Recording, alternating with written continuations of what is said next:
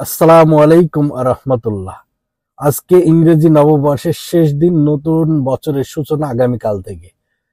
তো পৃথিবীর প্রত্যেকটা বলতে গেলে ধর্ম এবং সভ্যতায় কম বেশি নতুন ক্যালেন্ডার ইয়ার নিয়ে কিছু আচার অনুষ্ঠান পালিত হয়ে থাকে, আর প্রতিটা জিনিসই ধার্মিকতার দৃষ্টিভঙ্গি থেকে। তবে ইসলাম ধর্মে নতুন বছর নিয়ে কোনো আদেশ বা নিষেধ নেই, কারণ ইসলাম ধর্মে সপ্তাহের প্রত্যেকটা দিনকেই গুরুত্বপূর্ণ বিবেচনা করা হয় এবং এতই জিকির আজগার আমল বা কর্মকাণ্ডের ব্যাপার আছে মুসলিমদের সাথে, যে প্রতিটা দিনকে মানুষ নতুন রূপে নতুন ভাবে সুন্দর করে পালিত করতে পারে।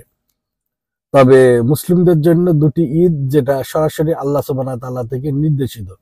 তবে আজকের যে এই যে নতুন বছর, এই বছরটা খ্রিস্টান বা সারা পৃথিবীতে যেভাবে এসেছে, আপনারা জানেন যে ঈসা আলাইহিসসালামকে কেন্দ্র করে খ্রিস্ট ক্যালেন্ডার, অথচ ঈসা আলাইহিসসালামের জন্ম বনি ইসরায়েল বা ইহুদিদের ভিতরে, যা জেরুজালেম বা মধ্যপ্রাচ্য কেন্দ্রিক। অথচ আজকের যে নতুন বছরের যে উদযাপন বা নতুন বছর পালন করা, এই ব্যাপারটা রোমানদের আন্ডারে, আর রোমানদের আন্ডার বা সেন্ট্রালাইজ ছিল আজকের ইটালি বা ভ্যাটিকান কেন্দ্রিক।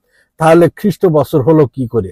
সেখানে খ্রিস্ট বছরটা আর পলিন খ্রিস্টানিটি ব্যাপারটা কিন্তু এখানে রিলেট করা যায়, এটা ডিফারেন্ট ব্যাখ্যা।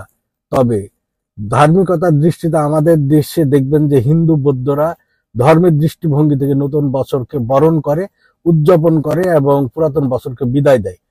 আর ইহুদি ধর্মে রোশ হাসানা নামে ওদের নতুন বছরকে তারা পালন করে এবং বিশেষ তাদের দিন দুটি বড় ধরনের ছুটির দিন ইহুদিদের উৎসবের, রোশ হাসানা এবং ইয়াম কিপুর।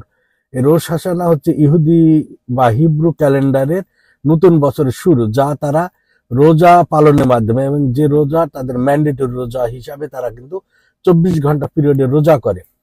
আমাদের সমাজে দেখবেন যে হিন্দুরা বিভিন্ন ধরনের পূজা পার্বণ এবং বিভিন্ন ধরনের অশুভকে বিদায় দিয়ে শুভ কামনা করে বিভিন্ন ধরনের পূজা পার্বণ করে থাকে। আমাদের দেশের বিভিন্ন উপজাতিকে দেখবেন, আমেরিকান উপজাতি বলেন, অস্ট্রেলিয়ান, নিউজিল্যান্ড বা পৃথিবীর আফ্রিকান উপজাতিদের বলেন না কেন, তাদেরও কিন্তু কৃষ্টি কালচারে তাদের ক্যালেন্ডার অনুসারে তারা যে উদযাপন উৎসব বিদায় এবং বরণের যে ব্যাপারটা করে, সেটা সম্পূর্ণভাবে ধর্মকেন্দ্রিক।